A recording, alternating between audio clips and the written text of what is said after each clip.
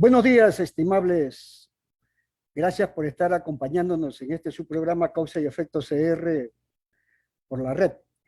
Como ustedes comprenderán, habíamos quedado en seguir dándole seguimiento al tema del Fondo Monetario Internacional. Pero no es que vamos a cambiar el tema, simplemente vamos a ampliar el tema, puesto que el que vamos a abordar el día de hoy tiene que ver con el Fondo Monetario Internacional.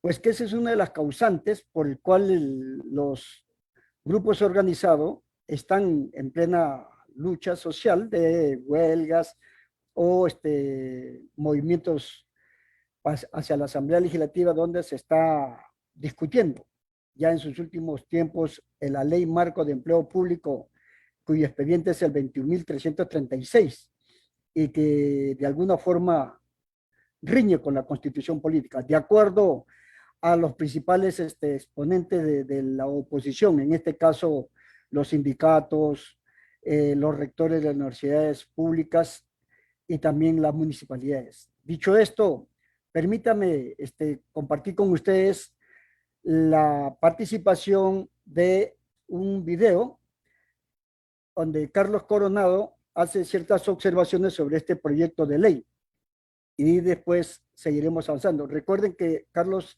Coronado es asesor político del grupo Busco. Es un grupo de sindicatos, después lo explicaremos. Así que vamos de una vez con el video para ganar los tiempos. Adelante, por favor.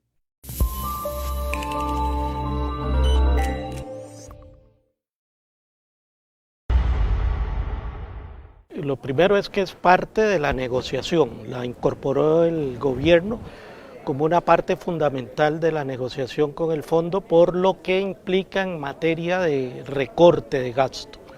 Bueno, lamentablemente es un proyecto muy malo que dice en sus principios que lo que busca es modernizar el Estado, pero es un paso hacia atrás porque no busca la eficacia, no busca la mayor eficiencia, sino lo que busca es hacer una reforma estructural de la gobernanza del empleo público.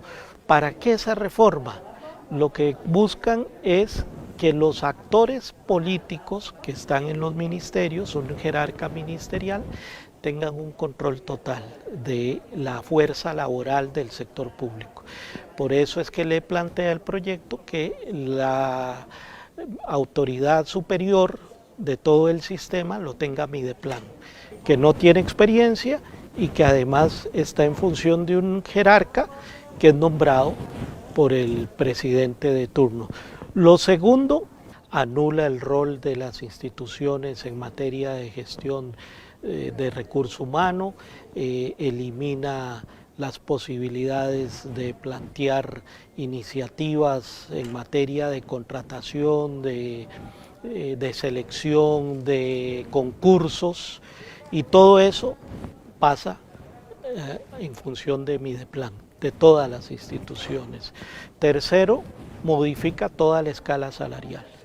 Elimina todo lo que hemos conocido de salario base y complementos salariales, los elimina y pone un solo salario base que irá creciendo única y exclusivamente en función de ajustes por costo de vida. Esa reforma salarial es para precarizar las condiciones salariales, tanto de los nuevos que ingresen como de los actuales. Desaparecen carrera profesional, disponibilidad, estímulos por trabajar en una zona de alto riesgo como tiene el MEP, ¿verdad? Y otra serie de complementos en el caso de educación. Pero así es en salud, así son los técnicos en telecomunicaciones y eso es muy grave. Y finalmente, lo más grave es ataca directamente el ejercicio democrático del rol de los sindicatos.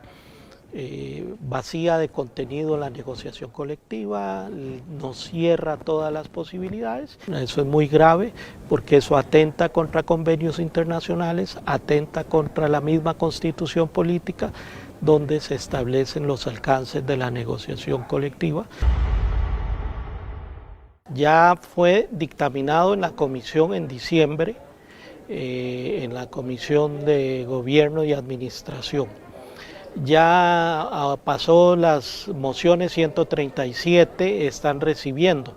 Entonces ahora, a partir del 11 de enero del 2021, entran a conocer el plenario las mociones existentes.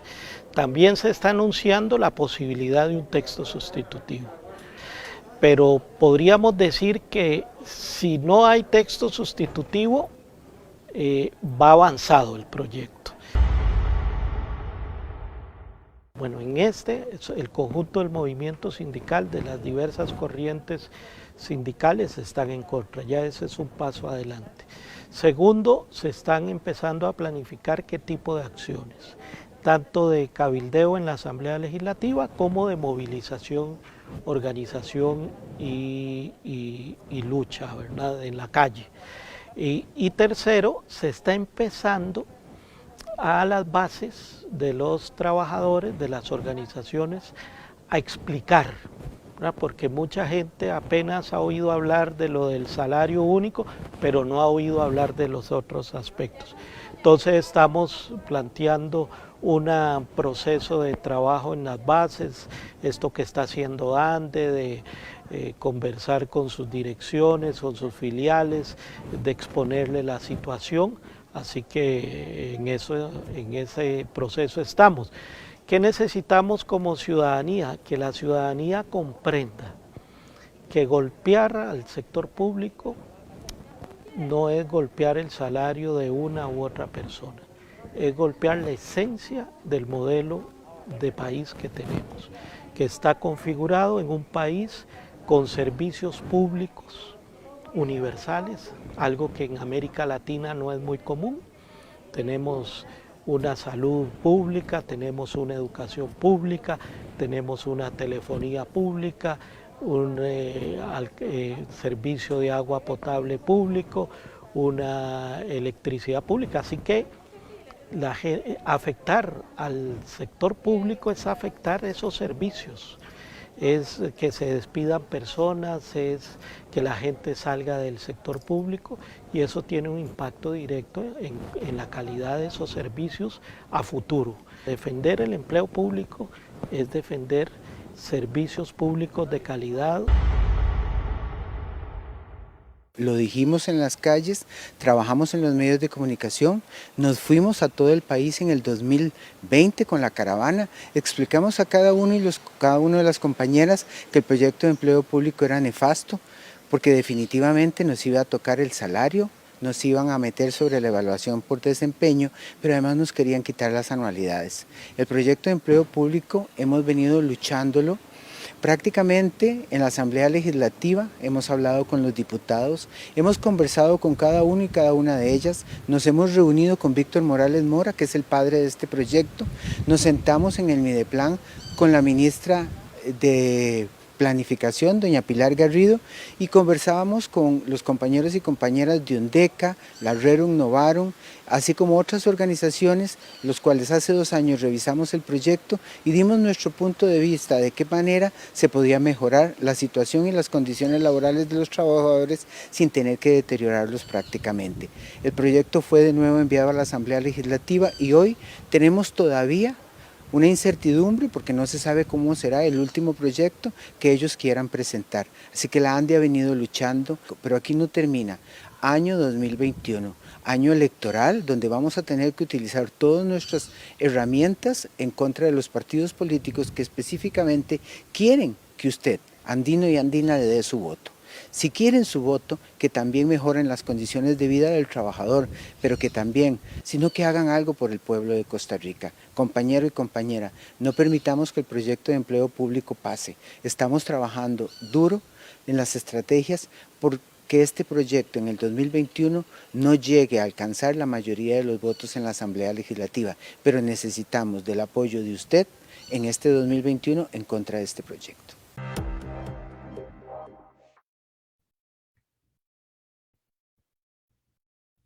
Bueno, espero pues que este video con la presentación de Carlos Coronados y el remarque que hace Gilbert Cascante de la ANDE ustedes pueden haber logrado comprender un poco más las incidencias que tiene este proyecto de ley marco de empleo público, cuyo expediente es el 21.336.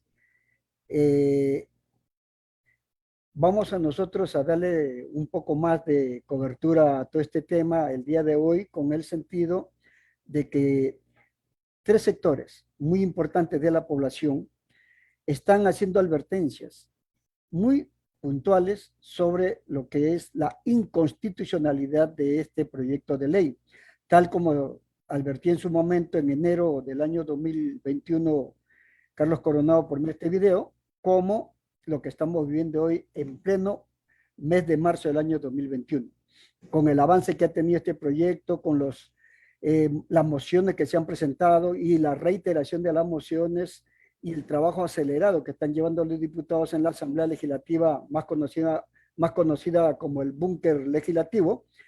Entonces estamos manejando la violación de las autonomías, autonomía de las universidades públicas, autonomía de las municipalidades y, lógico está, están violentando lo que es la autonomía del Poder Judicial también.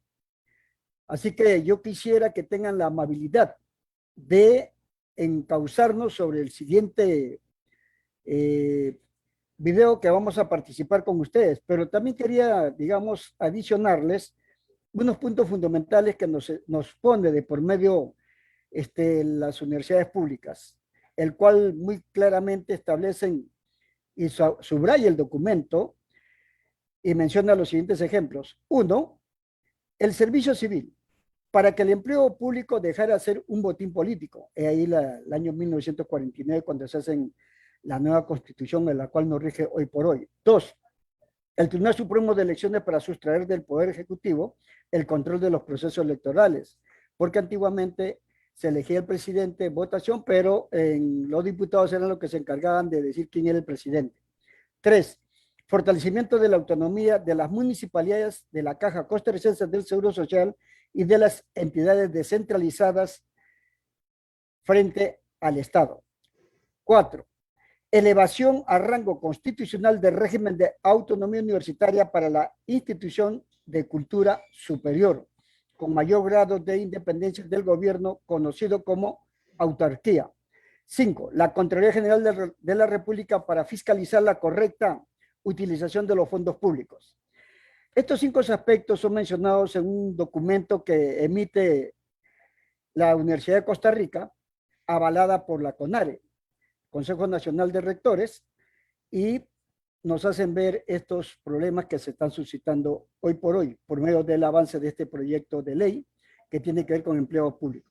Así que vamos a compartir el otro video, que es un debate que se establece entre el diputado Paulo Abarca, del Partido Unidad Social Cristiana, y Albino Vargas Barrantes, secretario general de la Asociación Nacional de Empleados Públicos y Privados, ANEP. Esto se realiza justamente en el canal 6 de Repretel. Así que yo les pido, por favor, que tengan la amabilidad de prestar atención y con mucho gusto seguiremos comentando más con ustedes. Adelante, por favor.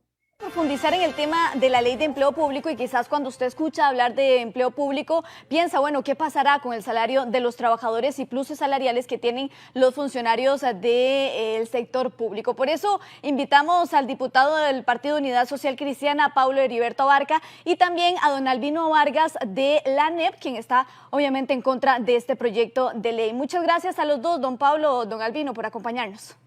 Muchísimas gracias y un saludo respetuoso a don Pablo. Buenas tardes, don Albino. Un saludo a Laura y a los costarricenses. Un gusto. Gracias. Don Pablo, empecemos hablando. Ustedes han dicho de que los impuestos no se votarían si antes no se aprueba el empleo público. ¿Es así? Bueno, es que ya votamos unos impuestos que tenían como requisito establecer el orden en el empleo público. Y por lo tanto, nosotros hemos insistido en que era o que es urgente poner un orden en la casa. Y yo he sido claro, y a don Albino le consta particularmente, que esto no puede tampoco generar o permitir injusticias. Pero lo cierto es que la vaca que está dando esta leche está muy flaca, está en condiciones muy complicadas y que necesitamos hacerle algunos cambios a su mantenimiento y a sus condiciones para que podamos mantenerla viva y dando leche. Don Albino, hace falta mejorar esa situación fiscal de nuestro país. Ustedes han dicho que la ley de empleo público no representa un esfuerzo fiscal importante. ¿Cuál es la posición? Lo primero que hay que decir es que ese proyecto de empleo público es una colección de inconstitucionalidades. El mismo diputado don Pablo Abarca metió un transitorio en el artículo 34 que viola, un transitorio que viola el principio constitucional de la irretroactividad de las leyes. Don Pablo, usted agregó, le echó más fuego a esta colección de inconstitucionalidades, pero además el mismo gobierno se dejó decir, bueno, en uno de los datos que da este gobierno, porque uno no sabe qué creerle al gobierno con respecto a las cifras fiscales, pero se dejó decir que en un comunicado del ministro de Hacienda que este proyecto representaba una economía de 0,81 del PIB y hasta el 2023. Ustedes, don Pablo, la unidad es cogobierno, Liberación es cogobierno, el PAC es cogobierno, ustedes parten de una premisa falsa. ¿Cuál es la premisa falsa? Que el déficit fiscal se debe a los empleados públicos y eso está totalmente desacreditado, ya no se puede sostener, no sigan de ese lado, sino que el proyecto que ustedes promueven es profundamente ideológico, ¿verdad? Ideológico, y además hicieron una ensalada de irregularidades, de incongruencias, y ustedes han venido casi que produciendo un texto por semana. Ustedes han dejado en indefensión a las organizaciones que seriamente nos preparamos, que redactamos documentos, don Pablo, y para terminar de ahí, ustedes se reúnen casi que en secreto, se reúnen con Rubén Hernández, que es pieza política. Don Albino, usted se puede reunir conmigo cuando usted quiera. Ahí uno siente que la transparencia del proyecto se perdió radicalmente. Mi recomendación, respetuosa, saquen ese proyecto de la corriente legislativa, díganle al gobierno que eso no va, que no puede ir así como está, y no sé, móntense, por ejemplo, una comisión mixta o un diálogo de verdad, porque ustedes, don Pablo, con todo respeto, ni una sola recomendación de las que nosotros presentamos, porque nos preparamos bien, fueron recogidas en el trámite ordinario, transparente del proyecto. Don Pablo. En el trámite paralelo, oculto, escondidas, ustedes metieron cosas indebidas. Yo quiero decirle, don Albino, que mi oficina siempre ha estado abierta. Usted sabe que está a un mensaje de texto para reunirse conmigo y no tengo ningún problema ni inconveniente en conversar. En el momento en que está Costa Rica, si no ordenamos la casa, no va a haber suficiente dinero para pagar salarios y el recorte serán automáticos, ni siquiera porque lo controlemos los diputados y diputadas. Pablo, es que el contexto en el que estamos requiere de que todos cedamos un poquito. Y en ese entendido, yo le quiero decir a usted, el artículo 34 en el transitorio que yo estoy estableciendo es lo más justo que existe. Puede ser que se mejore, por supuesto, y bienvenidas todas las observaciones. Yo tengo toda la anuencia en esto, pero lo que no puede pasar es que no hagamos nada, que es lo que ustedes pretenden. Don Pablo, ustedes quieren seguir o pretenden que el gobierno siga manteniendo una serie de inconsistencias salariales que no son viables ni sostenibles. Don Albino, ordenar la casa. Los dos para hacerles una consulta a los dos. Don Albino, ¿cuáles son los puntos específicos de la ley de empleo público que en este momento está en corriente legislativa que ustedes desean que se saque? Porque ustedes saben que el texto, como sí, obviamente no quieren que avance, pero ¿cuáles son los principales puntos que les afectaría? Primero, la violación de las autonomías de rango constitucional establecidas desde el 7 de noviembre de 1949. Saquen al sector municipal de ese proyecto, sáquenlo. ¿Por qué tienen que meter si las municipalidades no dependen del Estado central? Es ideológico, ¿verdad? Si no les gusta el sistema de universidades, reformen la Constitución y le quitan la autonomía primero. Igual, ¿por qué meterse con la Caja Costarricense del Seguro Social, que sobre todo se ideó que fuera un ente de seguridad social completamente autónomo para que pudiera darnos salud? Es decir, lo que yo creo, con mucho respeto, don Pablo, es que ustedes han sido pésimamente asesorados para, digamos, dar el beneficio de la duda y no meterlo a usted en la onda esta de la campaña de agresión psicológica y de terrorismo ideológico contra el empleo público. Pero precisamente tenemos un ordenamiento constitucional del 49 que incluso lleva a Mideplan a establecer una especie de Estado totalitario central, ¿verdad? Con Mideplan metiéndose en la vida de todas las instituciones públicas. Que hay que ordenar la casa, correcto, pero ordenar la casa es ordenar el empleo público, está bien, pero es ordenar el sistema tributario, es ordenar las inequidades, es ordenar la espantosa evasión fiscal, la ilusión fiscal, las exenciones, las exoneraciones, el contrabando, don Pablo, usted sabe que el contrabando tenemos, y sobre todo, el dinero sucio, el narcotráfico nos está dando una mala imagen en el exterior. Don Albino, pero en eso usted y yo coincidimos. Ordenar la casa es ordenarla toda, ese no es el tema. El tema aquí, don Albino, es que hay salarios que son insostenibles y hay salarios que también están muy bajos. Y esa discusión hay que tenerla. Esa discusión hay que tenerla ya, porque entre más tiempo pase, va a ser más insostenible, claro, y entonces va a haber que haber un recorte mucho mayor. Le doy una idea. Para que den el ejemplo a la sociedad, ¿por qué no promueven una ley que se llame la Ley General para toda la alta cúpula político-tecnocrática del Estado? Y ustedes regulan ahí magistrados, gerentes bancarios, presidentes ejecutivos, alcaldes, ¿me entiende? Toda esa parte de arriba que en mi criterio no se ha querido tocar debidamente porque ustedes tienen ahí mucha clientela electoral. Pero se trata de eso, don Albino. Entonces ahí ya no está eso ahí. No está eso ahí. Se trata de eso. No está eso ahí. Lo que estamos aquí. Ustedes no van a resolver el salario de los policías de la fuerza pública. No van a resolver el salario de los policías penitenciarios. ¿Cómo lo van a resolver si ya están diciendo que con la formulita que ustedes inventan tienen que sacar 30,000 millones de pesos que no están por ningún lado? Porque ahí también hay que discutir a dónde está la plata, a dónde está la plata. ¿Por qué no hemos podido discutir abiertamente como sociedad el tema del déficit fiscal? ¿Por qué sujetarse a un convenio con el Fondo Monetario Internacional, don Pablo? No hay plata para pagar esos salarios. ¿Por qué ir al FMI? No es sostenible la planilla del Estado. Si tenemos lo que yo le estoy diciendo a usted, permítame, ese tema es otro tema. Este tema de ordenar y de acomodar la casa. Don Albino, dejemos hablar a don Pablo. Sí, perdone, gracias. Ya le pedimos un esfuerzo a los costarricenses. Esa es otra vaca, la del sector privado, que también está en condiciones complicadas. Estaba antes de la pandemia, pero ahora más. Y eso no ha cambiado. Lo que yo le estoy diciendo es que hay que establecer una escala salarial que sea justa, diferente a la que hoy existe, porque esta que tenemos es insostenible. Eso es lo que yo pretendo. Lo que yo pretendo es que el salario global, que yo no sé por qué usted se opone a que exista un salario global apegado a las reglas del mercado y que no exista un chofer en una institución que gane 1 millón de colones y otro que gane 400,000. Yo no entiendo por qué ustedes no quieren tener esa discusión y construir una posibilidad de que exista un equilibrio. No puede ser que un guarda de seguridad gane 450,000 colones y otro en nuestra institución gane el triple o 4 veces más. Ese es el tema de las injusticias que estamos hablando, claro, y por lo menos que a mí me interesan resolver, que también implica que no existan 2 salarios, o por lo menos eso es lo que yo pretendo. Algunos compañeros tienen algunas diferencias en esto, pero yo no pretendo establecerle un salario compuesto a un funcionario público y a otro, y que entonces usted tenga 2 salarios en la administración pública. No se trata de eso.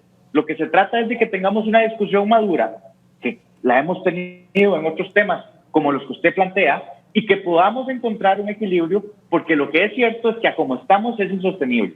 Mire, don Albino, perdón, nada más si me deja hacer una consulta. Don Albino menciona el tema de la reforma constitucional para tratar este tema de los salarios, pero bueno, todos sabemos que una reforma constitucional no es fácil y que no se aprueba ni siquiera en un gobierno de 4 años. Entonces, ¿cómo hacer, don Albino? Porque la situación es apremiante y se necesita esa ley de empleo público en el sentido de mejorar y estructurar un poco esos salarios de los funcionarios públicos. ¿Cómo lo ve usted?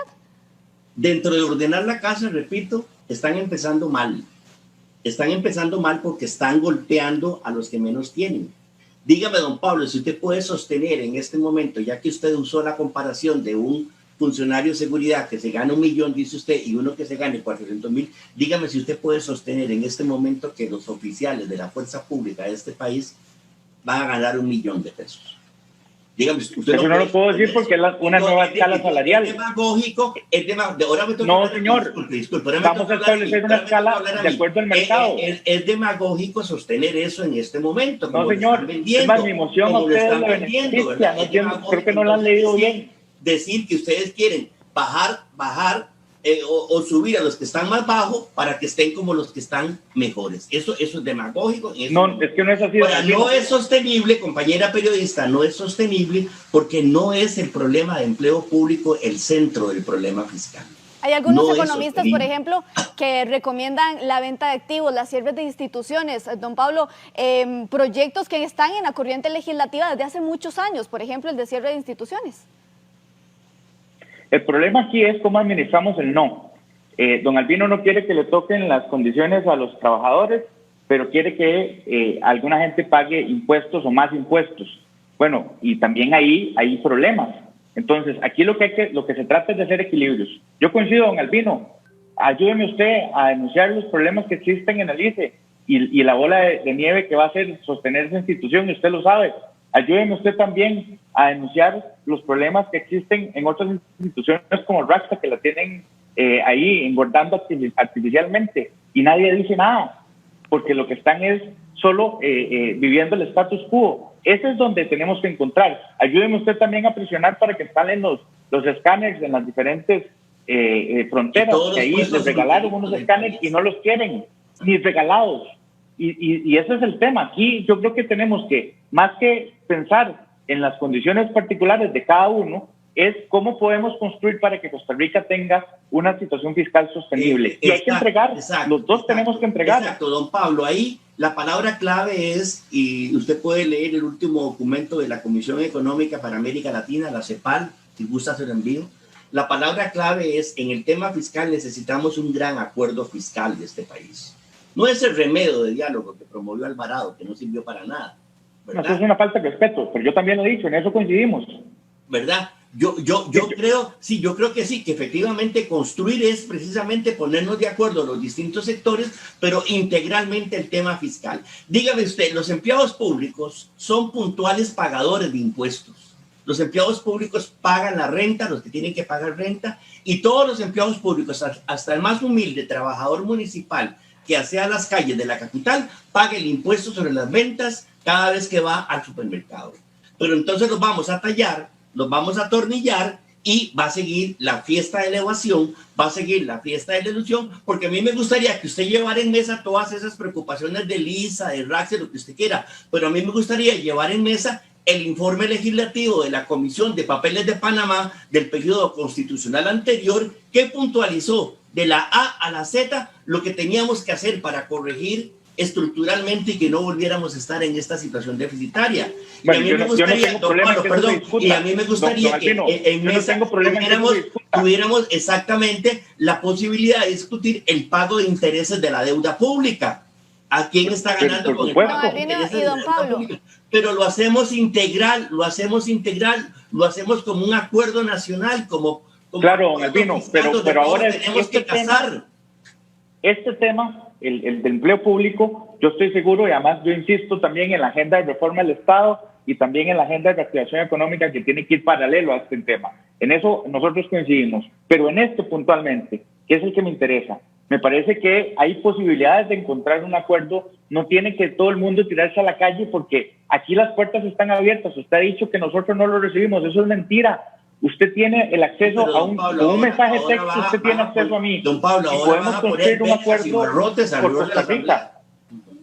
Podemos construir un acuerdo. Lo que le estoy diciendo, lo que nos está convocando el país, a que encontremos un equilibrio, y que es necesario, porque cualquiera de los dos no hace nada, va a ser insostenible. Lo que pasa es que violentamente también va a ser insostenible. Don Pablo, un minuto, don Albino, nada más un minuto. Don Pablo, ¿cuánto impacta, como está el proyecto de ley en este momento, las finanzas públicas, la ley de empleo público? En este momento, a como está, habría un gasto del 0.09 en el primer año, y después habría del 1 al 10 un ahorro del 0.66 según números de Mideplan.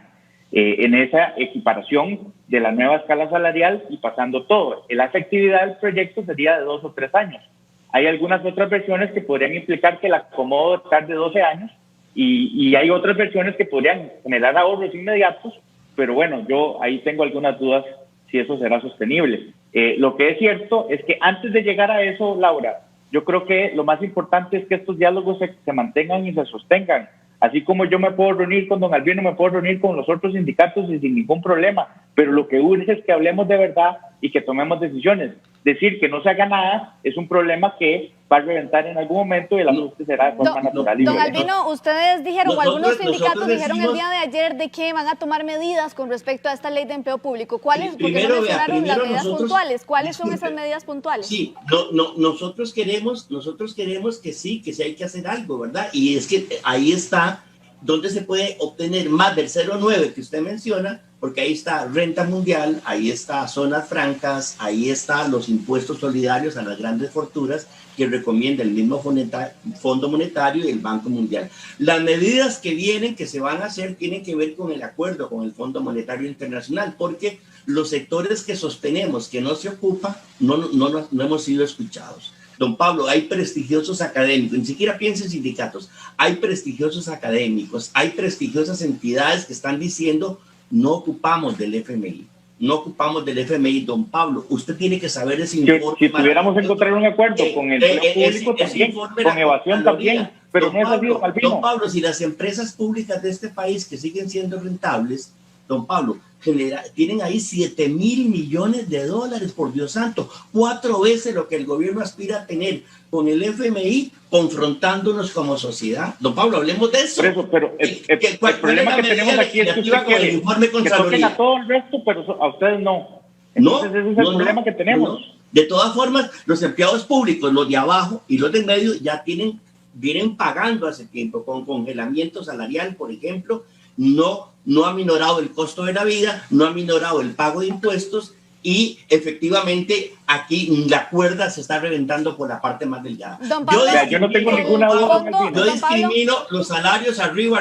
Regáleme un minuto nada más para abarcar este tema porque tenemos muy poquitos minutos. Don Pablo, el Fondo Monetario Internacional ya pide una reunión con los jefes de fracción. ¿Cuál es la posición de las bancadas frente a esta reunión virtual con el fondo?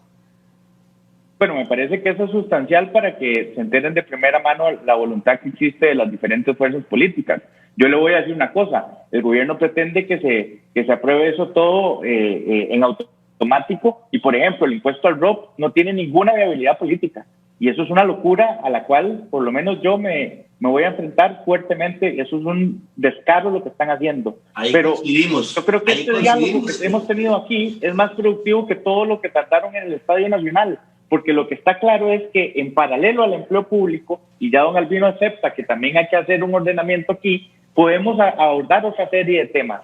Y en ese entendido, eso no coincide en nada con la agenda que está planteada para ir al Fondo Monetario Internacional. En eso yo coincido, don Albino. Pero otra vez, tenemos que tocar no solo al resto de gente, tenemos que también nosotros revisarnos, incluir capítulos. Si usted quiere que hagamos un capítulo para el tema del Poder Judicial, lo hacemos. Si usted quiere que hagamos un capítulo para el tema de alta gerencia en las diferentes instituciones, que ha habido una gran oposición, por ejemplo, del ICE, bueno, ahí entonces encontremos un acuerdo, porque usted me dice que ahí hay que coordinar algunas instituciones millonarias, pero también se oponen. Entonces, creo que lo que hace falta es hacer una construcción en el entendido de que todos tenemos que ceder y que todos tenemos que entregar algo. Don Pablo, ¿cuándo es esa reunión con los jefes de fracción? El martes. El martes, listo. Le agradezco muchísimo a los dos por habernos acompañado en este espacio para aclarar un poco sobre este tema que obviamente nos debe interesar a todos, la ley de empleo público. Gracias, don Albino. Gracias, don Pablo. Gracias. Muchas gracias. Saludos.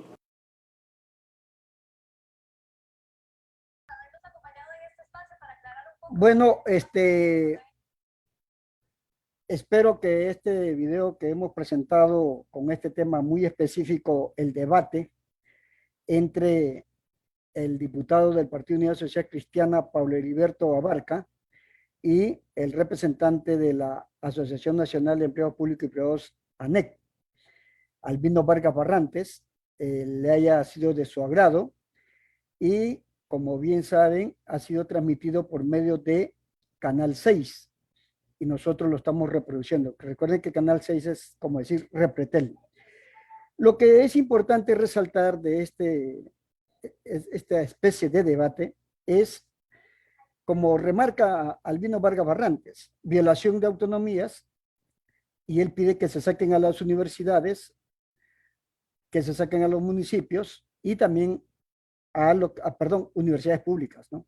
Y también a la Caja Costarricense del Seguro Social, puesto que eso está enmarcado dentro de lo que es la Constitución del año 1949, la que hoy por hoy nos está rigiendo. Después también nos establece que, ya que la rectoría de servicios públicos va a ser llevada a cabo por el Mideplan, entonces se lo enmarca sobre lo que es un Estado totalitario. Después propone al diputado Pablo Heriberto Abarca del Partido Unidad Social Cristiana, le propone a Albino Vargas que ordenen la casa. ¿Para qué? Para luchar contra la evasión fiscal, contra las exoneraciones, excepciones, contra, digamos, lo que se llaman contrabando y la misma plata del narcotráfico. Que si uno se pone a sumar todo el trabajo realizado por la NEC durante muchos años, son mínimo 32 puntos del Producto Interno Bruto. No lo han tocado ellos, los diputados.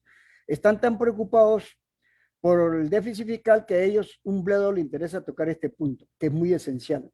Una evasión fiscal que mínimo tiene 6 puntos del Producto Interno Bruto, para que tengan una idea nada más.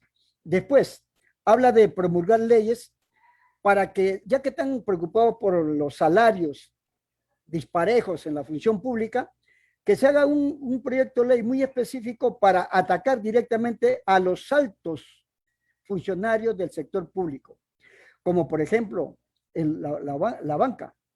¿Cómo es posible que un gerente esté recibiendo 20 millones de colones mensuales, que ahora el gerente del Banco Nacional, del Banco de Costa Rica le dieron como 200 millones de colones? No sé si es un premio o no sé qué fue lo que le dieron, pero al final de cuentas no sale a la luz pública porque es un famoso secreto bancario. Ese es un punto. No quieren discutir realmente sobre lo que es el déficit fiscal y toda la connotación que tiene para la sociedad costarricense, puesto cuando hablan del déficit fiscal solamente hablan para atacar directamente al funcionario público, pero que no hablan nada de las grandes empresas que son grandes evasores de impuestos, de renta y de venta. Eso no hablan absolutamente nada. El descaro. Todavía existen empresas, grandes empresas, que declaran en su renta cero ganancia. ¿Por qué?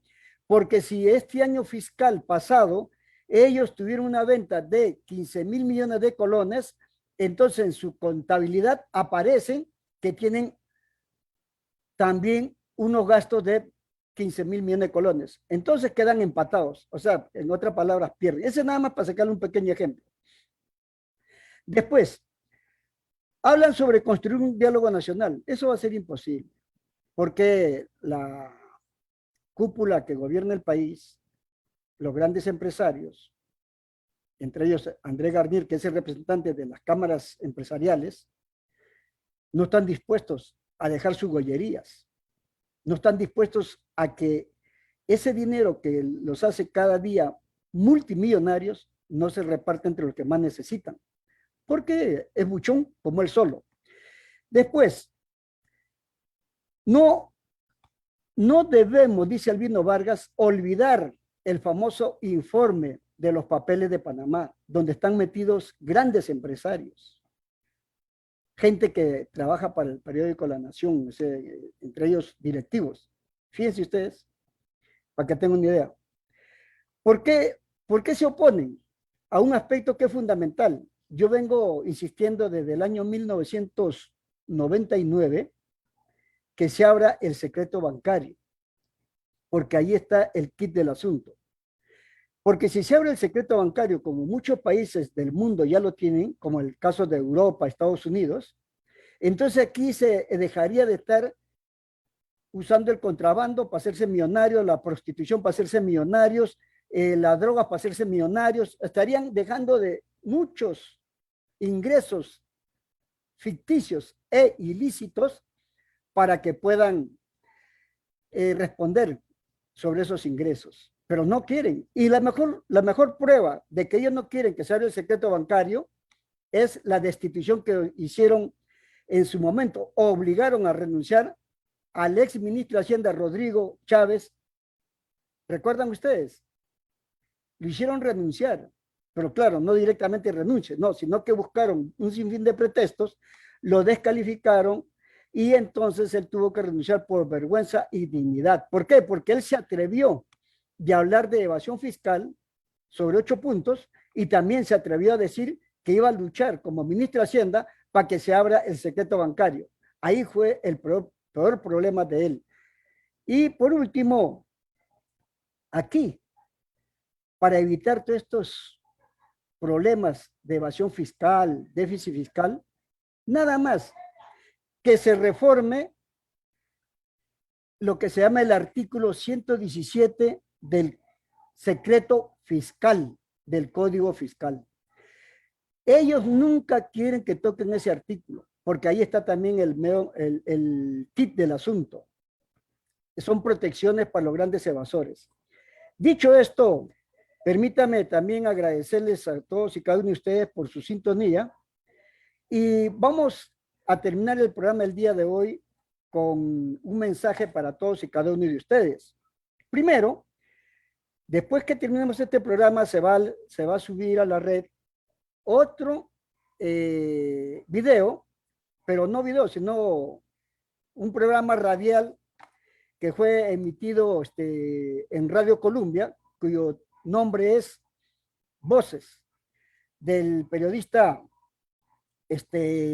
Alan Arroyo, y donde participan varios invitados vía radial y telefónica, entre ellos el economista Gerardo Corrales Brenes, el economista Fernando Rodríguez de la Universidad Nacional, la actual ministra de Planificación Pilar Garrido, después el representante de la Comisión Nacional de Rectores, del Consejo Nacional de Rectores CONARE, Gustavo Gutiérrez, y después el especialista laboral, Marco Durante. También van a tener al jefe de fracción del Partido Liberación Nacional, actualmente jefe de fracción, Fernando Chacón Monge, y por último también va a participar el diputado Pablo Heriberto Abarca del Partido Unidad Social Cristiana. Yo les agradecería si ustedes tienen la amabilidad de prestarle atención y seguir sintonizando todos los miércoles a las 11 de la mañana. Este es su programa Causa y Efecto CR. Así que muchas gracias al equipo técnico, el que nos está apoyando fuertemente para poder transmitir este programa. Y ya pronto vamos a dar a conocer el nombre de nuestra productora ejecutiva del programa. Muchas gracias, que la pasen muy, pero muy bien.